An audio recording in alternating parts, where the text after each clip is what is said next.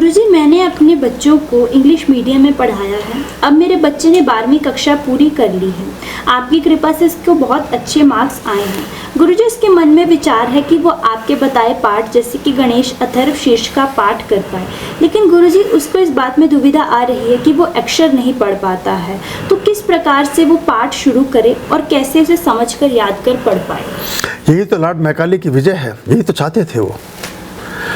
Lord Macaulay यही चाहते थे कि इस आने वाली पीढ़ियां ना अपने ज्ञान को समझ पाएं, ना अपने मंत्रों की तरफ जाएं, ना अपने गुरुकुल से संबंध। और ऐसे एक भेड़ चाल चली है कि सब एक आर्टिफिशियल दुनिया में, मतलब यहाँ से तो टेक ऑफ हो गया और जहाज की लैंडिंग ही नहीं हुई, हवा में उड़ रहा है आदमी, वो किसी के काम का ही नहीं रहा।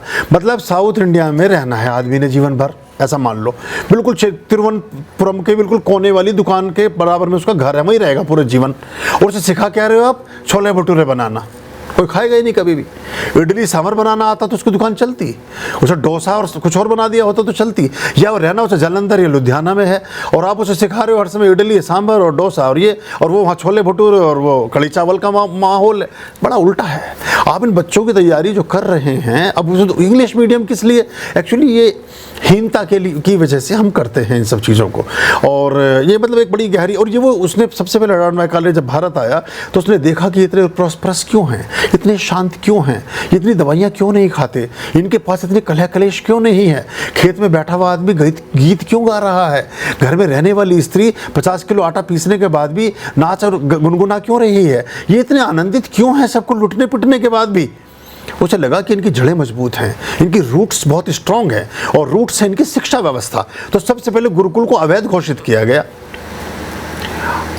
पूरे देश में इतने ग्राम नहीं थे जितने हमारे देश में गुरुकुल थे। हर गांव में 3-3, 4-4 गुरुकुल थे। गुरुकुलों को अवैध घोषित किया गया तो सब बंद होने शुरू हो गए। तो बाकी ABCD और जो गाफोर आप गणेश पढ़ते थे, वो गाफोर गधे पे आ गए। आप 1929 से पहले गाफोर गणेश पढ़ाया जाता था। पंडित नेहरू को लगा कि बड़ा सांप्रदायिक कि उस पर प्रस्ताव लाया गया पूरा एक, तो वो बंद किया गया किताब। फिर गाफोर गमला आया, अब गधा रह गया, तो गाफोर गधा। तो ये मतलब एक अलग बात है, पर थोड़ा प्रयास करिए।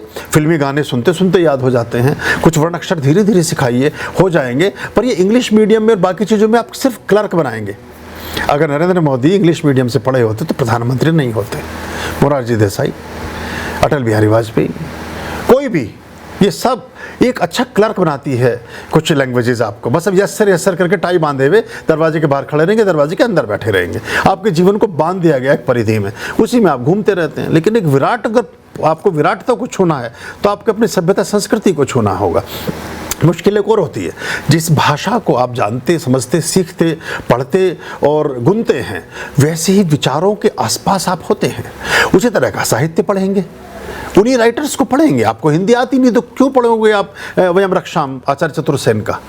जरूरत नहीं है। आप कालिदास का अभिज्ञान शाकुंतलम पढ़ेंगे ही नहीं, अब संस्कृत नहीं आती तो। आप पढ़ेंगे जेम्स हेडली चेज को, आप पढ़ेंगे कीट्स को, आप पढ़ेंगे किसी और को। तो वो जो उन्होंने बताई दुनिया, वही आपके लिए सब परम सत्य है। नई पीढ़ी के साथ सबसे बड़ी समस्या ये खड़ी हो गई है, उन्हें रूट्स का पता ही नहीं है अपनी। हमारे यहाँ की इन्वेंशंस पर तो उनको संदेह है, और पश्चिम का आदमी जो भी आर्टिफिशियल चीज़ बता रहा है उस पर उसको पूरा ध्यान है, उस पर पूरी श्रद्धा, पूरा विश्वास, पूरी आस्था उसकी है। तो ये हमें समझना चाहिए। इस इंग्लिश मीडियम से कोई खास होता नहीं है। आप एक बच्चे को हाँ, भाषाएं सब सिखाइए, अंग्रेज़ों से भी अच्छे सिखाइए, कोई उसमें दो राय नहीं है। लेकिन सिर्फ उतना ही सिखाएंगे तो वो बच्चे, और आप सोचते हैं छोटे बच्चों को अगर संस्कारवान नहीं बनाएंगे, आप बहुत अच्छा कर रहे हैं, उनको बैठा रहे हैं।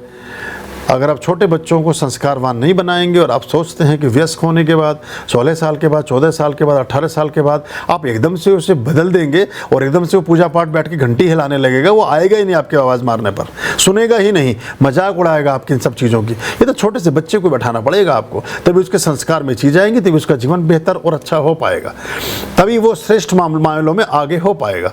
तो आप ये देखिएगा। और इस दुनिया में यही नहीं, आप जिनको आप मानते हैं बड़े, जिनके आप नाम लेंगे, जिनको नोबेल मिलते हैं दुनिया में सबसे ज़्यादा, वो अंग्रेजी नहीं जानते हैं, हिब्रू जानते हैं, पर्शियन जानते हैं। सबसे ज़्यादा इजराइल के पास नोबेल पुरस्कार है, और अंग्रेजी जानते ही नहीं है वो लोग। वो कहते हैं अपनी भाषा बोलिए या हमारी भाषा बोलिए। तो हम तो अजीब तरह की दुनिया में हैं। हमारे यहाँ हम शिक्षा व्यवस्था को समझ ही नहीं पाए अभी तक, और वो हमने काम चलाओ उस तरह की एक काम कर दिया है, और उससे फिर दिक्कतें आती हैं हमें, क्योंकि हमारे पास ज्ञान भी नहीं हो पाता, और ज्ञान उन्हीं स्रोतों से प्राप्त होता है जिस स्रोत में हम रहते हैं। तो ये हमें समझना पड़ेगा। और दुनिया में जितने भी लोग इन्वेंटर हैं, बड़े काम जिन्होंने किए हैं, वो किसी को भी अंग्रेजी नहीं आते थे, जिन्होंने पूरी दुनिया को बदल दिया। मैं कोई अंग्रेजी के विरुद्ध नहीं हूँ, आप जरूर सीखें, दुनिया में आगे बढ़ने के लिए बहुत आवश्यक है। पूरी दुनिया में आपको जाना चाहिए, करना चाहिए, ये अच्छी बात है, लेकिन सिर्फ उसी को सीखेंगे तो उतनी ही सीमित संख्या में रह जाएंगे।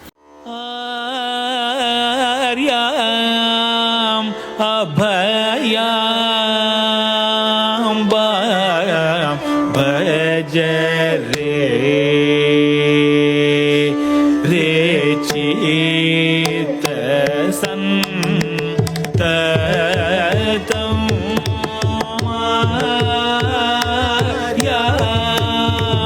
अभयाम भज